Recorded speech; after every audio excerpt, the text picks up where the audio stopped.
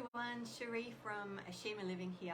I'm a naturopath, yoga and mindfulness instructor, and I help busy burnt out mums overcome anxiety and low mood naturally and without nasty side effects.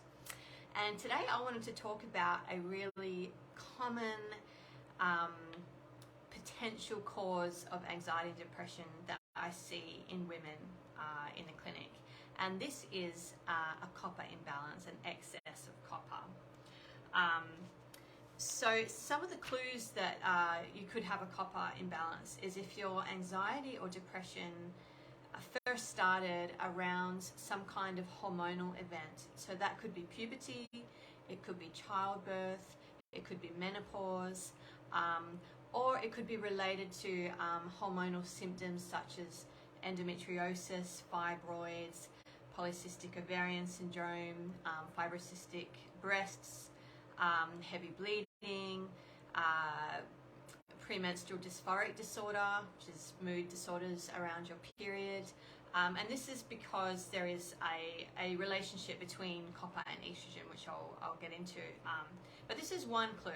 So it's not always around these events, but that is one strong clue that copper could be an issue in your anxiety and depression.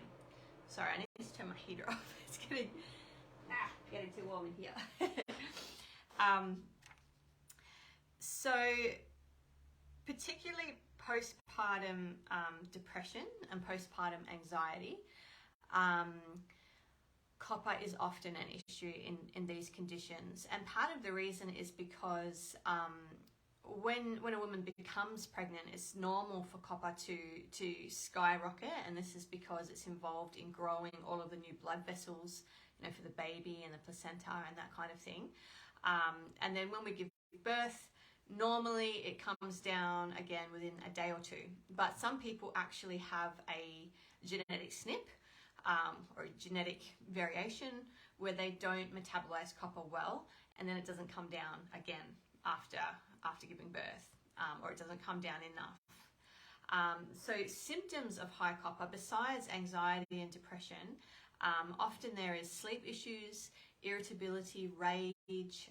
It can be ADHD in adults or kids, even violent outbursts, and also some weird ones like sensitivity to metals on the skin. So if you react to certain metal jewelry, for example, if you react to shellfish, if you have tried estrogenic contraceptives or HRT and not responded well to them. And also for some people, if you're sensitive to chocolate. In fact, I have a friend that we suspect has a copper issue, and when she has chocolate, no exaggeration, she gets depressed to the point of suicidal ideation. And she has linked that back to chocolate, and that's gone away since she stopped the chocolate. And interestingly, her son, they figured out that when he has chocolate, he has violent outbursts that he doesn't normally have. So yeah, chocolate is a high copper food. So you won't necessarily have all of these issues or all of these sensitivities, but particularly if you have a lot of these, definitely get your copper checked. However, I actually think any woman with anxiety or depression is a good test to look at and to rule out. So why is copper affecting mental health? It's, copper in normal amounts is really important for a lot of processes in the body, and it is involved in the biochemistry of certain neurotransmitters, and this is where too much copper is a problem. Too much copper will lower the conversion of dopamine, which is a feel-good neurotransmitter, also involved in like motivation and, wanting to get things done.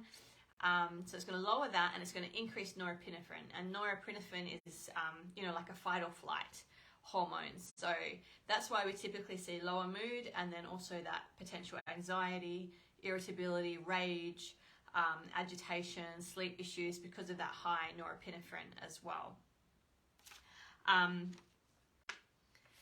Why does some of us have excess copper? So like I said, partly it is that relationship with estrogen. So if there is estrogen dominance, which is a really common thing I see in women, you can have high copper. If you are low in certain nutrients that work to balance copper so that you don't absorb too much copper. So things like zinc, molybdenum, manganese. If you're low in these minerals, which a lot of people are because our diets are not very high in zinc and these minerals, that can cause excess copper. As I mentioned, if you have a genetic SNP where you just don't metabolize copper well, if you have a genetic issue like pyrrole disorder, this is another common issue that I see in anxiety and depression patients. Pyrrole disorder means you actually excrete too much zinc and B6 and other nutrients, and that can raise your copper. If you've had a copper IUD, if you've been on estrogenic contraceptives or HRT, particularly for a long time, we know that that increases serum copper. And also things like looking at where you might be getting sources of copper in your environment. So particularly where I live in Australia, a lot of the older houses have copper water pipes. So you're getting too much copper in the water, or if you're using copper cookware, things like that basically. So you can get this tested. When you are getting copper tested, you want to look at serum copper, plasma zinc, and another compound called ceruloplasmin. You want to look at these three together. And then from these three, if you have a practitioner well versed in copper issues, we can work out, it's a bit of a mathematical equation, how much of your copper is bound to ceruloplasmin. So this means the ceruloplasmin kind of binds to copper and keeps it safe, versus how much copper is not bound to ceruloplasmin, and that is what causes the damage, the free copper. And we want to look at zinc as well to be able to deduce if it is an issue with low zinc. And some women, when you look at their tests, if you just look at the reference ranges, the zinc and copper is in the normal range, but when you look at the ceruloplasmin and work out the free copper, the problem is that there's not enough bound to the ceruloplasmin, and they have way too much free copper, and that is what is causing the problems. Now, not all doctors will test for this, and no disrespect to doctors at all. You know, they're monitored as to what they test and why. From a GP's point of view, they're really only looking at copper and ceruloplasmin for issues like Wilson's disease, which is a totally separate thing.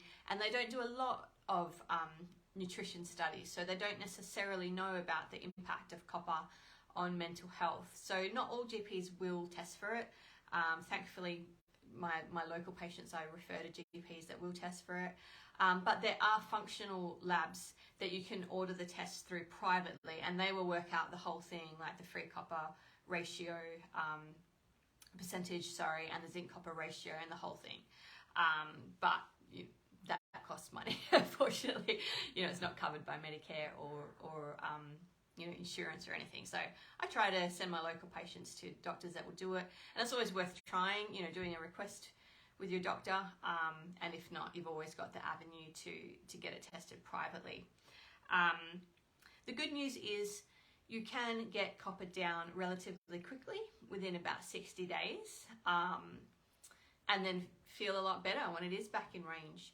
I do encourage people to work with a practitioner. Don't try and get it down yourself. Don't try and just take a bunch of zinc. What can happen is you can get a copper dump where you release copper too quickly, and this can cause you to feel a lot worse. Plus, it's different for different people. Some people, they need zinc, others they need molybdenum, others it's more of an issue with estrogen, detoxifying excess estrogen, that kind of thing. So it is really important to work with a practitioner that understands this and can tailor treatments safely to what you need as an individual. So I hope you found that interesting. If you have any questions or comments, please put them in the comments section below. I actually offer free intro naturopathic consultations via phone or online video, where we do a thorough assessment of your symptoms and your other body systems and have a look at what could be potential drivers of your symptoms. So you know what to look for, what to get tested, that kind of thing. So if you'd like one of those, please send me a message, a DM, and I'm happy to send you a link to book that in. Okay, I hope you enjoyed it, and I will see you next week. Bye for now.